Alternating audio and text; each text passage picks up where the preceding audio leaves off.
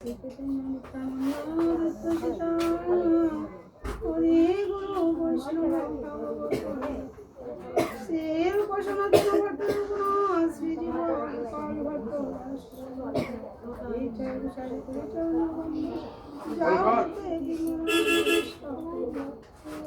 জয় গুসাই যারা মৈতার দাস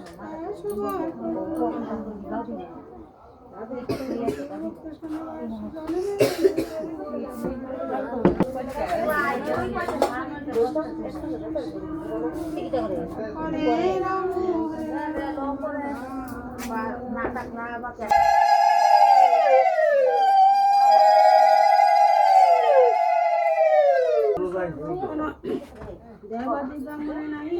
মানে কোনো জনে বৃত্রাসুর হরিভক্ত হইল কেমনে।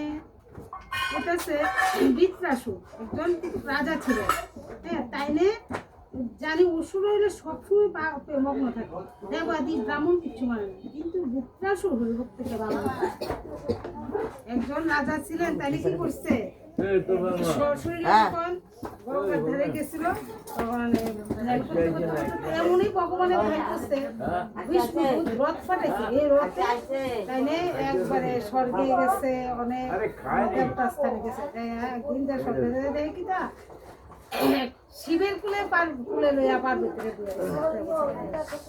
দেখা সেরা চিত্রগুপ্ত না হাসি উঠছে, কি হাসতে কয় রে ভগবান শিব রমণীর দাস হয়ে গেল, রমণের কথা শুনে রমণের দেখে না এবার সত্যি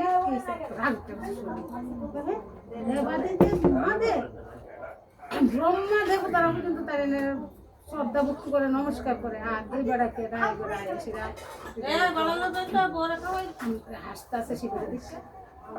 রাগ উঠছে, সেটা অভিশাপ দিচ্ছে যে তুমি চিত্রকেতু রাজা ছিল, বলছে তুমি এক দেশের রাজা ছিল আর কি, তুমি যে অসুর করে তুমি অসুরের মতো ভাব দিচ্ছ, দেবতা দেখে মানছ না, অসুর করে দেয়। তখন কি করলো একটা অঞ্জলি ভৈরা অভিশাপ, কিন্তু আমার জন কৃষ্ণের কথা আমি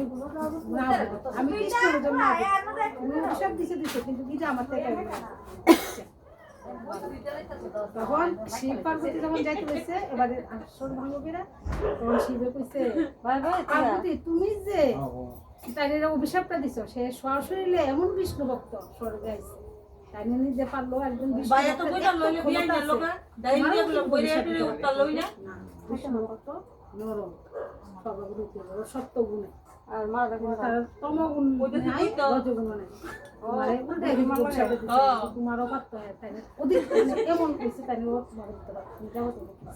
বিষ্ণু ভক্ত থেকে বড় না, দেবতারাও বিষ্ণু ভক্ত থেকে শুধু শ্রীকৃষ্ণ